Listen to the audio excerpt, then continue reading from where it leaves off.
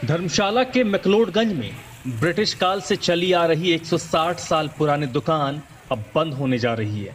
वर्षों से चली आ रही इस दुकान से मैक्लोडगंज निवासियों की ही नहीं बल्कि धर्मगुरु दलाई लामा की भी कई यादें जुड़ी हैं। तिब्बती धर्मगुरु जब भारत आए थे उस वक्त दुकान से ताल्लुक रखने वाले नोजेर नोवरोजी ने उनका स्वागत किया था। नोवरोजी की धर्मगुरु के साथ काफी अच्छी दोस्ती रही और 2002 में नोवरोजी का निधन हो गया। दलाई लामा आज भी इस दुकान को याद करते हैं, लेकिन अफसोस उनकी दोस्त के निशानी और मैक्लोडगंज की यादों को खुद में समेटे हुए ये दुकान अब बंद होने जा रही है। दलाई लामा के निवास से 1 किलोमीटर दूर बनी इस दुकान के मौजूदा सदस्य ने इस संपत्ति को बेच दी है। मौजूदा दुकान चलाने वाले सदस्य किसी और काम में अपना व्यवसाय को बढ़ावा दे रहे हैं, जिसके कारण उन्होंने ये दुकान बेच दी।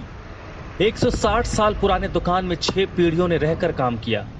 दुकान में कई तरह की चीजें और खासकर पेय बनाया जाता था। ये पेय पदार्थ काफी मिश्रणों से बनता था और लोग इसे काफी पसंद भी करते थे। लेकिन बदलते वक्त के साथ हालात बदले और आज नौबत दुकान बेचने की आ गई। इस दुकान के बंद होने से स्थानीय निवासी भी निराश हैं। एक दुकानदार कहते हैं ये स्टोर कई ऐतिहासिक घटनाओं का गवाह है। 1849 में इस जगह का नाम मैक्ल्यूड पड़ा था। 1860 में इनकी यहाँ पर एंट्री हुई थी और लगभग इसी कालखंड में यहाँ का सेंट जॉन चर्च बना हुआ है। ये तीनों चीज़ें जब से समाहित होती है तो वो नव निर्मित मैक्लोडगंज उस काल का, तब से जब से नाम पड़ा है तो इससे जुड़ा हुआ नाम नोरोजी एंड सन्स 1860 में ये जब आए थे यहाँ तो नोजर नोरोजी के नाम से आए थे। और जब ब्रिटिश आर्मी यहाँ हुआ करती, उनका अपना आधिपत्य था अंग्रेज़ों का, तो उसकी आर्मी के साथ एक व्यापारी के रूप में मर्चेंडाइज को लेकर के यहाँ आए थे। नोरोजी का अपना एक मिनरल वाटर बनाना। अब क्योंकि जैसे हम कहते हैं कि ब्रिटिश बादशाही थी तो उनके अधिकारी लोग थे तो मिनरल वाटर का उपयोग जानते थे। तो उनकी ये देन थी कि इंग्लैंड की जब से वो आयातित मशीनों के माध्यम से अपने हाथों से खुद इतने अच्छे 4 या 5 या 6 फ्लेवर बनाया करते थे, जिसे हम नोरोजी सोडा कॉमन लोकल भाषा में कहा करते थे। परंतु उसमें अलग अलग किस्म के स्वाद हुआ करते थे। लेमन वाला है, एक प्लेन सोडा है, उसमें कोका कोला टाइप में था। एक बड़ा मिश्रित सा बनाते थे जिसमें सौंफिया को डाल कर कुछ बनाया करते थे।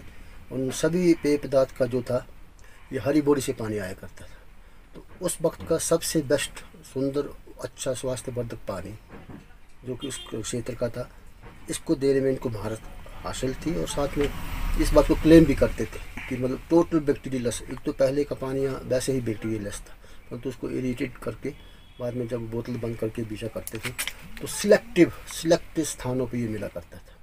मुख्यतः तो ये आर्मी के अधिकारियों को ही सप्लाई किया करते थे।